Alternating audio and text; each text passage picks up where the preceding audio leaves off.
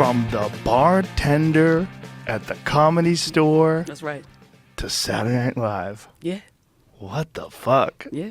Yeah. I'm still processing that, if you want me to be honest. How many years was it? How many years I worked at the store? Yeah. I think 10. 10 years of the store. Yeah, what year did you start? What year did you start comedy? If I'm not mistaken, it was 2011. Oh, cheers, my friend. Cheers. So good Cheers. to see you. Thank you so much. Congratulations on your success. Thank you. It's been amazing to see. This a dream come true, just being here. Listen. This the success right here. It's a dream come true for me to see you rise. I love it. I love it when I see people start off at the store and you just get their feet under them and get their shit together and pull it off. Yeah. Woo! It's so exciting. Yeah. It's so exciting. It's still unreal. I'm still like kind of mentally still in California, because I remember I was out there, just this little chick from New Orleans. I'm like, what the hell am I doing in California? What am I doing driving down Sunset and seeing these beautiful palm trees, the things that I would see on television? And then that time just went, it just left. Yeah, isn't it weird? Like, the first time I came to California was 93. I was with my friend Gary Valentine, and we were out here to do some shit for MTV, and we were driving around like, are we really here? Yeah. I was 26, and I was like, what the fuck is this place? This place is so weird. It just felt like I'm not supposed to be here or something. Yeah, that's exactly what it felt like for me. Yeah. I just got in where I fit in over there. Yeah. You know what I'm saying? It's weird. Got me a little job. I moved out there. I had me a little change because I didn't work for 6 months when I first went out there because I fell in a hole in New Orleans. A hole? Yeah.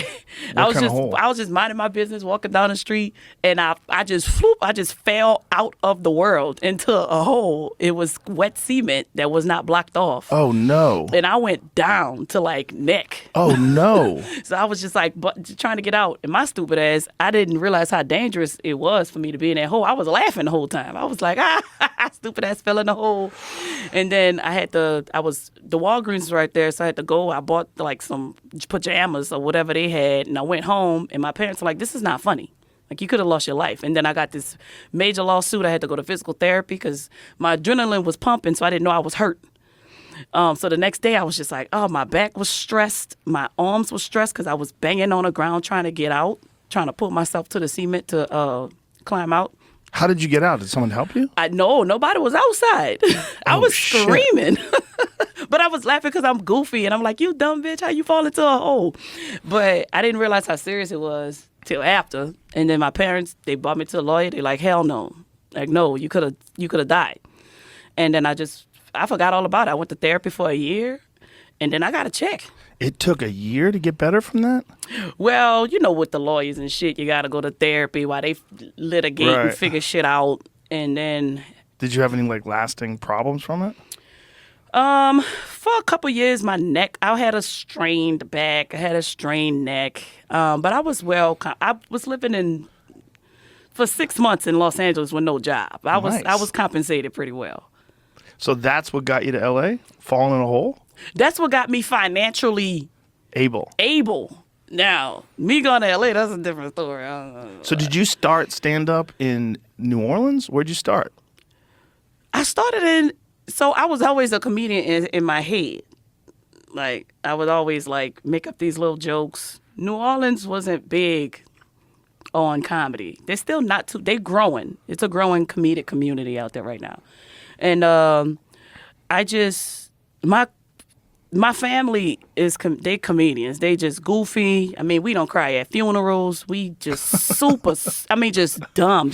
My mom cracked jokes when she was punishing me as a kid. She would say riddles while she was whipping my ass. I mean, it was nothing, like, everything was just funny. It was nothing ever was serious in my family. And, like, if we, on the weekends, you clean the house, you listen to music. We listen to comedy in my house. And before I went to sleep every night, I watched Comic View on BET. So I was like, you know what, I want to do that. And so I started in Los Angeles when I got out there. So the store was the first time you did stand-up? I think the first time I ever did a set was at the Ice House in the Rhino Room. The little room. The small room in the back. Yeah, that small room is the shit. Oh yeah, if I need to go and practice something, That small room is truth serum. If your jokes suck in that small room, they suck. Yeah. I'll go take a nice sexy bomb in them little bitty rooms. just some shit I'm just got in my head and I need to get out. Oh yeah, like the belly room, rhino room. Mm-hmm. I don't know if the Laugh Factory got a little room. No, so I just like the little baby rooms. Those little rooms are, when you're with a tiny amount of people, you get to see what's bullshit in your act. Yeah, and it's close, and it's intimate. Yeah. And you look at people dead in their eyes. Yeah. Like you. So yeah. I like the smaller rooms. So that was your first set. So what year was this? I think this was like June 2011. It's probably on one of my... Okay, I keep my calendars. It's probably on one of my old calendars. So I don't think I met you until I came back to the store, which was the 14th, 2014, I think. Yes, and that's when all the stories started happening about you. I was like... Because I'm like, yo, that's the Fear Factory dude. The Fear Factor dude. I'm like, what the... Because I didn't know the history. So when... Okay, so basically... I'm like this chick from New Orleans, Louisiana. It's the country, you know what I'm saying? New Orleans is a city, but I went to school in Thibodaux, Louisiana, and that's super country town, right? Now I always had dreams of coming to Hollywood, but I didn't know how I was gonna get there. So it was just me verbally speaking it. So I didn't know what I was gonna do, and then I moved back to New Orleans. I was in an 8-year relationship with this girl. We broke up. I didn't know how to be hurt. That was my first time ever being hurt. So I started following her everywhere. Oh, no. And like stalking her. And I remember I used to sit outside in this tree with snacks and weed. You sat in a tree? I'm telling you, I was tripping. I was young and I didn't know what to do. And I don't know. I was tripping. Anyway, cut all that shit short. Right. I'm like, you know how you just got to look in the mirror sometimes and be like, yo, you tripping. Right.